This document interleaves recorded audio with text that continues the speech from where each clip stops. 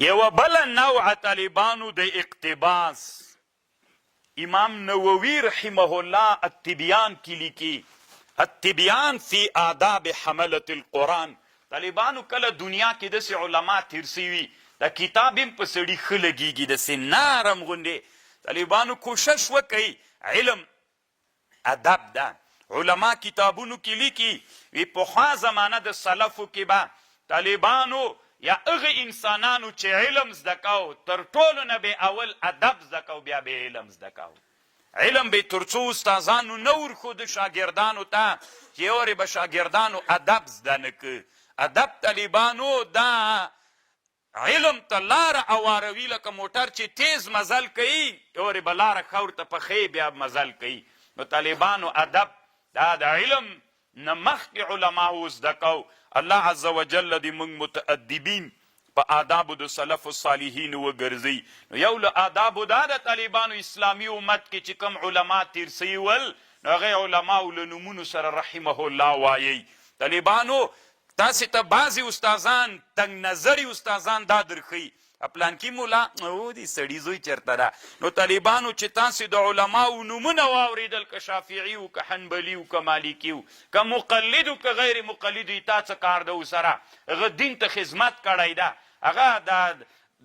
دا چې دی په غیر مقلدیت پاتې سوی یم دا د خپل دیانت و علم د طالبانو هغه څوک چې موږ سره فروعي اختلافات لري طالبانو ورونو امام بخاري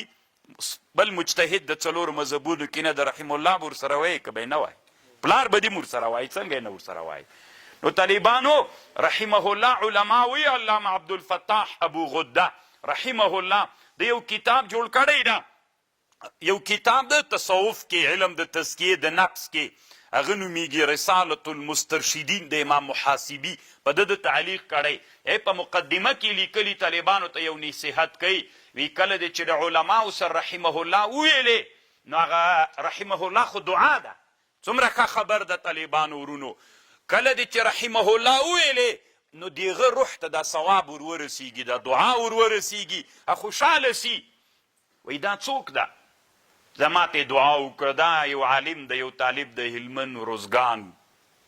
ترینکوټ فراه بادغیس کابل لوګر کې موږ ته دعا وکړله نو بیا غواړي چې روحن دي تا سره د تعلق پیدا سي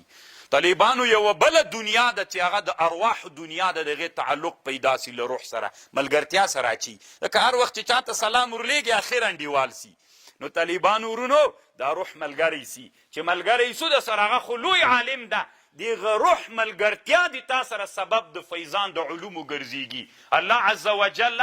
دا طالب کې الله علوم را پیدا کوي طالبانو ورونو وعده مو ده را سره چې د اسلامي امت علماو نومونه مو چې ذکر کول رحمه الله به وایي لا تسمعوا الى اقوال الفرقة البرلویة المتشدده کله چې طالبانو د شیخ الاسلام نوم تیر ذکر سی بیا وی کافر وی کوم ملایان چې ورسره وی رحمه الله وی دام کافر نعوذ نحن لا نقول هكذا شیخ الاسلام امنو چې اسلامي امت کې څو داسې مسلې دې سړي کړي دي چې هغه ډېر اختلافي او خطرناکې مسلې دي خو هغه د علمیت مسلې دي نور طالبانو د اسلامي امت تاسې چې دومره غټ دریاب سئ که نه چې دومره غټې اوبه در کیسي ولا چې دومره کښتیګانې خو په څپو ووهئ که نیسي استوارې کوي خو چې هغومره علما سئ دوی هغومره لوی لوی علما دي طالبانو په خبرو خو پوهېږئ علماو سره به ډېر ادب کوئ دا د علم اسلامي امت کې چې څومره علما تیر ول خیر ده که موږ سره خبره موافقه وه که مخالفه وه رحمه الله به ورسره امام النووي